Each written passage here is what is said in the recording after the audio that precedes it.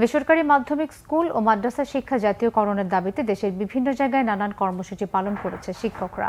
বৈষম্য দূরীকরণ ও বিভিন্ন দাবিতে শিক্ষকদের মানববন্ধন হয়েছে খুলনায়। পরে মহানগর বিভাগীয় কমিশনার ফিরোজ শাহের কাছে একটি স্মারকলিপি দেন তারা। বেসরকারি স্কুল ও মাদ্রাসা শিক্ষা জাতীয়করণের দাবিতে মানববন্ধন হয়েছে সাতক্ষীরায়। জেলা প্রশাসকের কার্যালয়ের সামনে এতে বক্তব্য রাখেন জেলা শিক্ষক সমিতির সভাপতি মোহাম্মদ আমানুল্লাহ। একই দাবিতে মাধ্যমিক বিদ্যালয় ও মাদ্রাসা শিক্ষক কর্মচারীদের মানববন্ধন হয়েছে ঠাকুরগাঁওয়ে।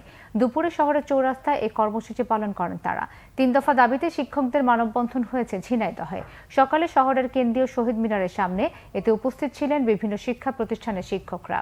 সিরাজগঞ্জে বিভিন্ন দাবিতে মানববন্ধন করেছেন বেসরকারি মাধ্যমিক বিদ্যালয়ের শিক্ষকরা। জেলা প্রশাসকের কার্যালয়ের সামনে মানববন্ধন শেষে জেলা প্রশাসককে একটি স্মারকলিপি দেন তারা। মানিকগঞ্জে ১০ম গ্রেডের দাবিতে মানববন্ধন করেছেন প্রাথমিক বিদ্যালয়ের সহকারী শিক্ষকরা। সকালে বাসস্ট্যান্ডে এ সময় বিভিন্ন দাবি তুলে ধরেন বক্তারা। ধামরাইয়ের মাধ্যমিক স্কুল ও মাদ্রাসা জাতীয়করণের দাবিতে শিক্ষক সমাবেশ করেছেন শিক্ষকরা। পরে উপজেলা নির্বাহী অফিসার বরাবর একটি স্মারকলিপি দেন তারা।